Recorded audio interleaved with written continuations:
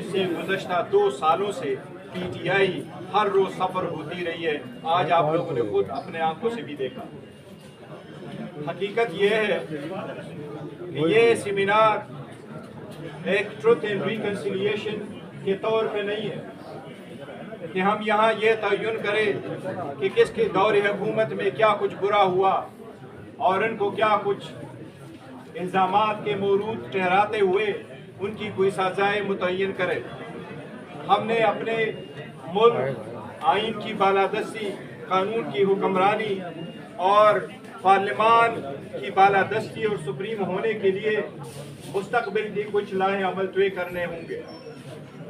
میرا خیال ہے اسٹیبلشمنٹ تو صرف پاکستان میں نہیں ہے، اسٹیبلشمنٹ تو بنگلہ دیش میں بھی ہے، سری لنکا میں بھی ہے، میانمار میں بھی ہے، باقی ہم سے چھوٹے چھوٹے ممالک میں بھی ہے۔ کیا اسٹیبلشمنٹ پاکستان میں زیادہ مضبوط ہے یا پولیٹیکل قوتیں زیادہ کمزور ہے؟ میرا خیال ہے پولیٹیکل قوتیں زیادہ کمزور ہیں۔ اگر پولیٹیکل قوتیں زیادہ مضبوط ہوتی، پولیٹیکل پارٹیز میں جمہوریت ہوتی، تو کبھی بھی اسٹیبلشمنٹ آپ کے سر پہ بیٹھ کے آپ کے لیے حکومت نہ بنواتی۔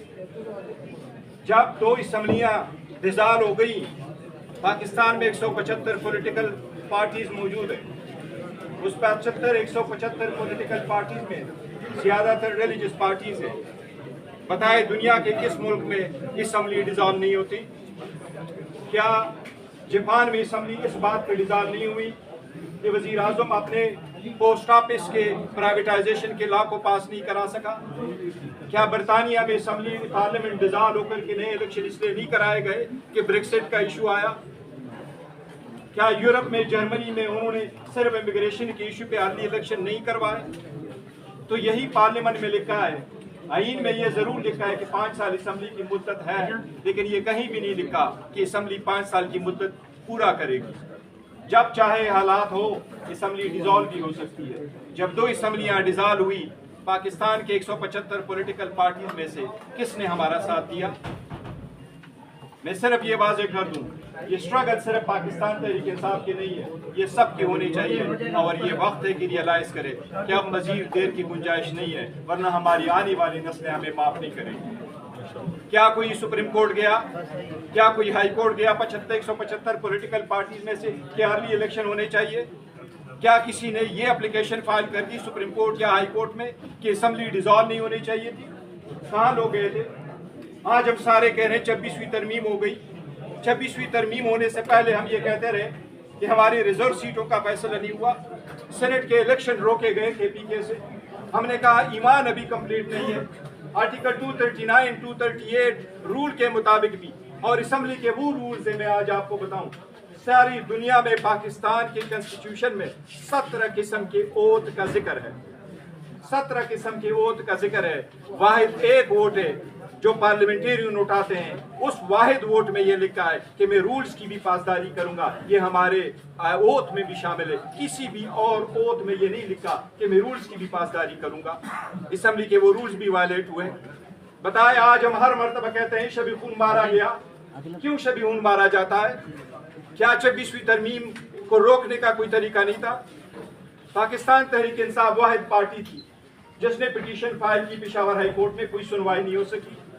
کیوں 175 پولیٹیکل پارٹیز میں سے جو سارے کے سارے جمہوریت کے چیمپئن کہلاتے ہیں کیوں نہ گئے پشاور ہائی کورٹ؟ کیوں کوئی نہیں گیا سپریم کورٹ؟ اپنے گریبانوں میں اب جھانکنا ہوگا، دیکھنا ہوگا، ہمیں اپنے خود احتسابی کرنی ہوگی۔ ہمارے بچے ہمیں معاف نہیں کریں گے، لیگیسی کچھ توڑی ہی چھوڑ چکے ہیں۔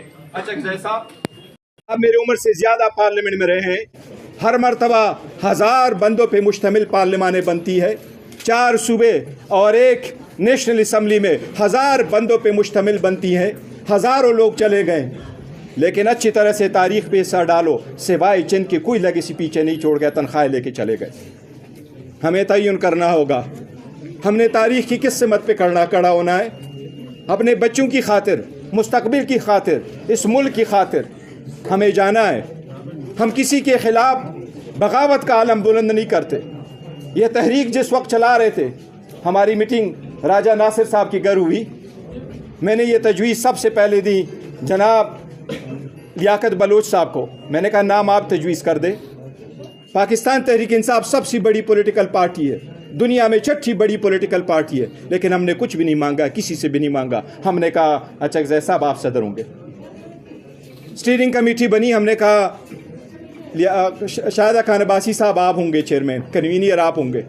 पाकिस्तान तहरीक इंसाफ पावर शेयरिंग पे बिलीव नहीं करती, अवामी पॉलिटिक्स पे खान बिलीव करता है, तब तो जेल में बैठा है। कंप्रोमाइज़ करना होता कर चुके होते, कब के बाहर आ चुके होते। इलेक्शन हुए, हमारी कितने सीटें आईं? 10 फरवरी को मैंने सबसे पहले प्रेस कॉन्फ्रेंस की थी अपनी सेंट्रल ऑफिस के सामने। उस वक्त मेरे पास फैक्ट्स एंड फिगर मौजूद थे जो मैंने आप लोगों के साथ शेयर किए थे, इंटरनेशनल मीडिया भी मौजूद था। उसके फ़ौरन बाद द गार्डियन ने मेरा इंटरव्यू कर दिया था, मैंने फैक्ट्स फिगर उनके साथ शेयर किए, जिन्होंने उसकी तस्दीक की है, मेरे वो इंटरव्यू भी चलाएँ। और मुझसे पूछा गया कि हीलिंग टच क्या होगा। मैंने कहा हीलिंग टच हमारी तरफ से कैसे आना है, हम तो विक्टिम्स हैं, हमारे साथ तो ज़्यादतियाँ हो रही हैं। हीलिंग टच उन लोगों की तरफ से आना चाहिए जिन्होंने हमारे बहनों से चादर लिए, जिन्होंने हमारे वर्कर सपोर्टरों को रोका। 850 कंस्टिट्यूएंसी पे हमने टिकट दिए थे, 3000 टिकट मैंने as a chairman PTI sign किए थे, वो सारे लोगों से लिए जाते थे। लेकिन जब इलेक्शन हो रहा था, हमें कन्वेंशन की इजाज़त नहीं थी, हमें रैली की इजाज़त नहीं थी, हमारे पोस्टर स्टिकर लगाने की इजाज़त नहीं थी। बताया 175 पॉलिटिकल पार्टीज़, आप सब लोगों ने जवाब देना है एक दिन। आप लोगों ने कभी कहा था ये गलत हुआ है?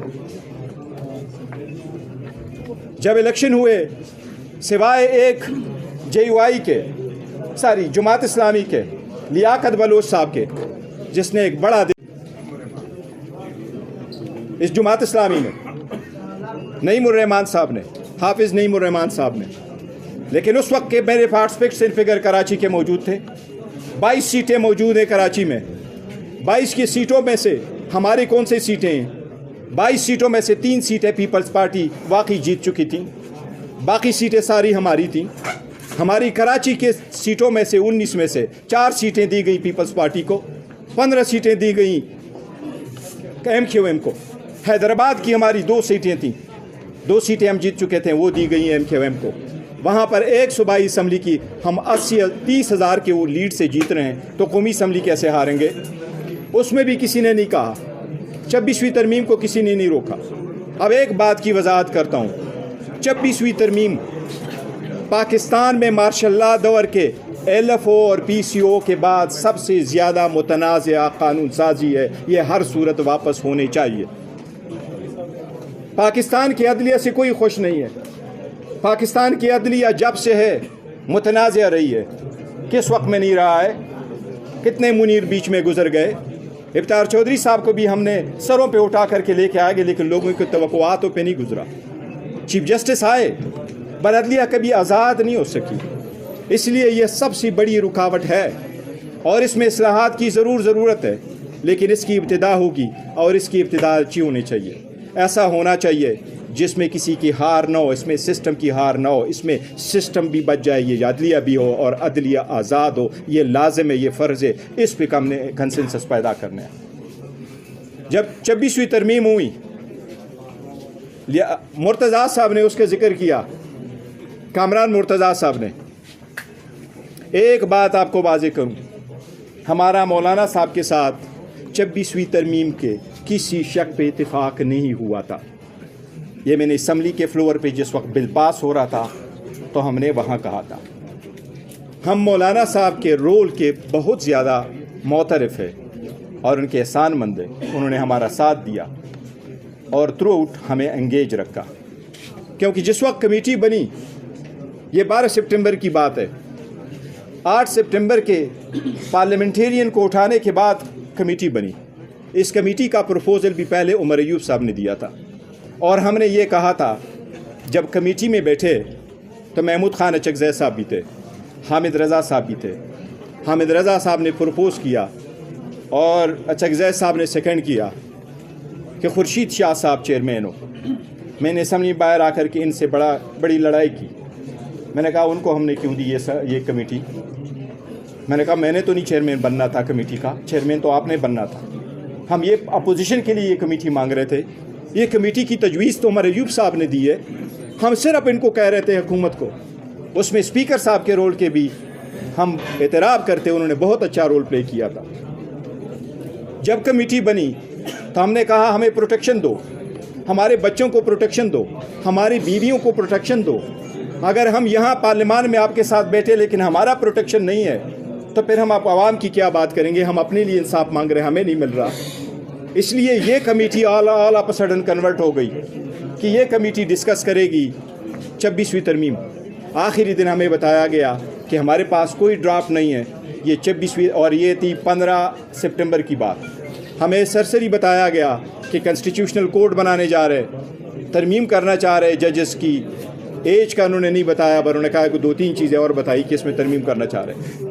اس کے بعد مولانا صاحب نے رات کو ہمارا ساتھ دیا کہ پہلے اس سے کہ ہم اس کو ڈسکس کریں آپ ہمیں ڈرافٹ تو دکھائیں، اس لیے وہ ختم ہوا۔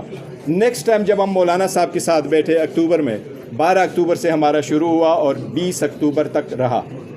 آخری ملاقات جب ہماری مولانا صاحب کے ساتھ ہوئی تو رات کے وقت مجھے فون آیا، ایک جرنلسٹ نے مجھے فون کیا کہ آپ کے 2 MNA یہاں بیٹھے ہوئے ہیں اور مولانا صاحب کی بھی 2 سینیٹر آپ کے بیٹھے ہوئے ہیں اور مولانا صاحب کی بھی 2 سینیٹر بیٹھے ہیں، کل ترمیم ہونے جا رہی ہے اور سینٹ میں پہلی مرتبہ پیش ہوگا۔ I took his words for what he said and I said that is true۔ میں جب مولانا صاحب سے ملا، مولانا صاحب سے میں نے پوچھا میٹنگ میں کہ مولانا صاحب پہلے نہیں مان رہے تھے، اور میں نے کہا آپ کے اپنے سینیٹرز کہاں ہیں؟ انہوں نے کامران مرتضیٰ سے پوچھا، پتہ چلا کہ ان کا بھی کسی لوگوں پہ ہاتھ نہیں تھا۔ لہٰذا ہمیں شک محسوس ہوا، اس کو فرسٹ ٹائم یہ احساس ہوا کہ حالات اس کے ہاتھ سے بھی نکل جائیں گے۔ تو جب ہماری دوسری ملاقات